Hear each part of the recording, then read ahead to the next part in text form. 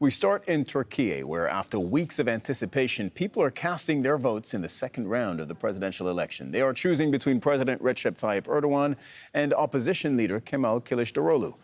Erdogan led the first round 2 weeks ago, but was half a point short of an outright victory. Kilicdaroglu is now being backed by the small far-right Victory Party. Well, Sami Zeydan is in Istanbul. Sami, you are heading our special election coverage from Turkey. Today is D-Day. There is no turning back. Is it going to be more Erdogan or is there going to be an upset? Sami, take it away.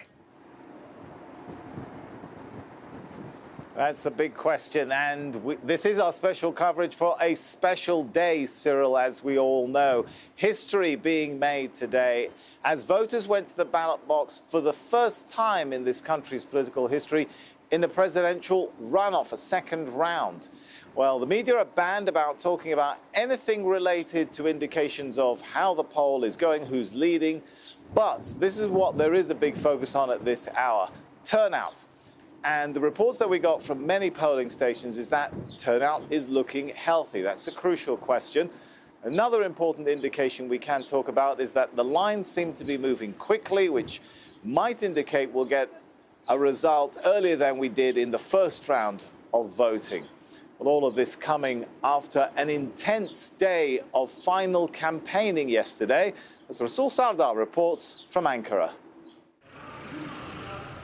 As campaigning drew to a close, the presidential candidates made their final push to convince voters. Erdogan ended his campaign in Istanbul, where his political career began. Stability and continuity have been the keywords throughout his election campaign. He has promised his supporters a powerful and prosperous country with a more assertive role in the international arena. This is Turkey's century. We want to make this year's centennial a beginning for a stronger nation based on the solid foundations we have been building for our nation for the past 21 years. But he is now facing his most difficult challenge. His rival, Kemal Kilicdaroglu, a former accountant backed by a broad opposition, forced Erdogan into a second-round runoff.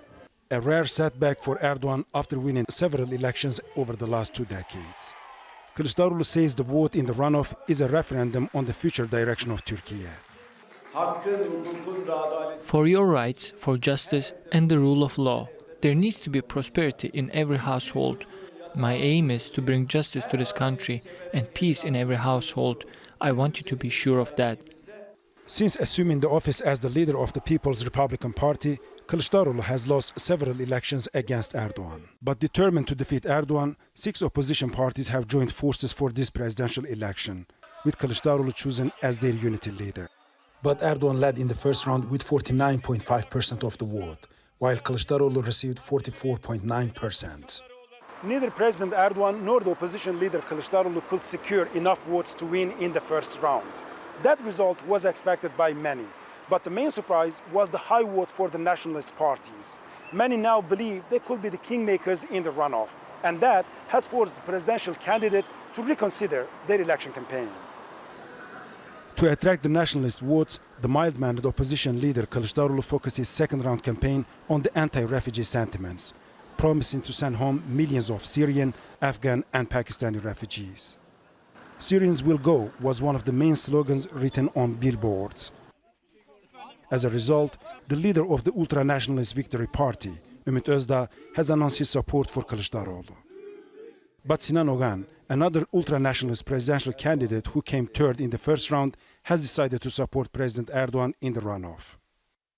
The preliminary results will be announced hours after voters cast their ballots. Turkey will either continue with President Erdogan or choose a new leader.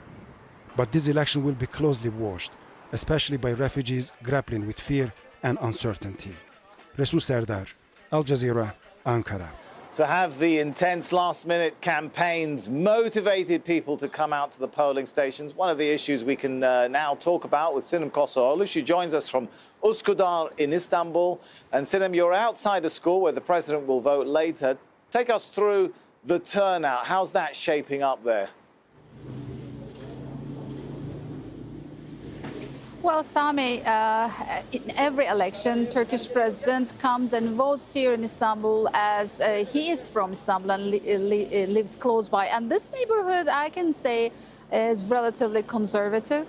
Many of them are the ruling party supporter, President Erdogan's supporter. And in the early hours of this morning, people started to come here to cast their ballots. And having checked other schools, having spoken to people, we see that they are they have an appetite to cast their ballots, because this election, the second round, is easier than the first round, as people will be voting only for the president. They will be choosing only between two people, Kemal Kilicdaroglu and Recep Tayyip Erdogan. This means they don't have long papers that they have to fold and put in the envelope.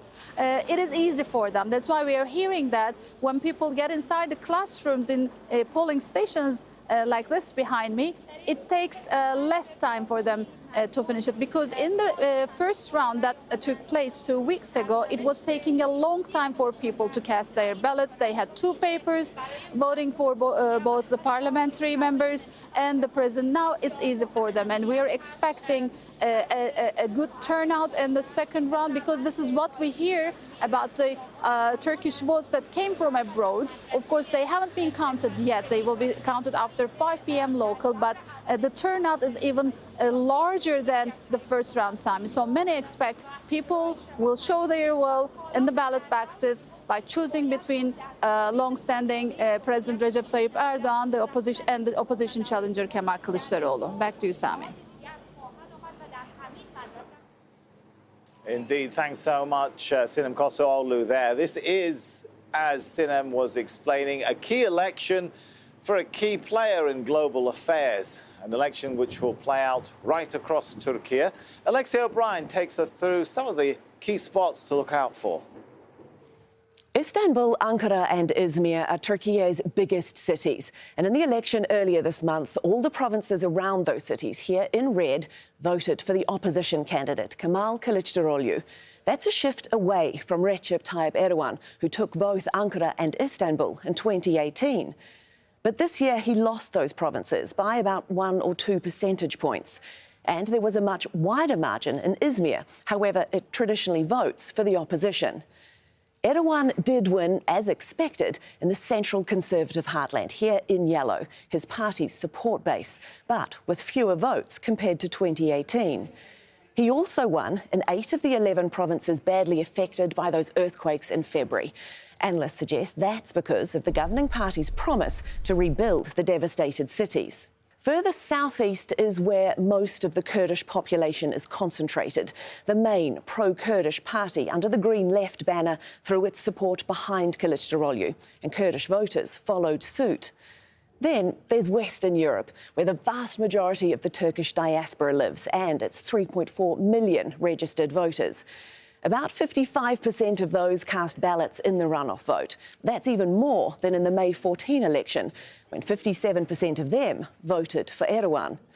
And the candidate who finished third in the first round, Sinan, won about 5% of votes overall. He has endorsed Erdogan to win. But it's unclear how Ogan supporters will vote in the runoff and what that will mean for these two men and their political ambitions. So in an overcast day here in Istanbul, it's the incumbent who heads into this election with momentum, something of you could frame as cloudy with a chance of continuity.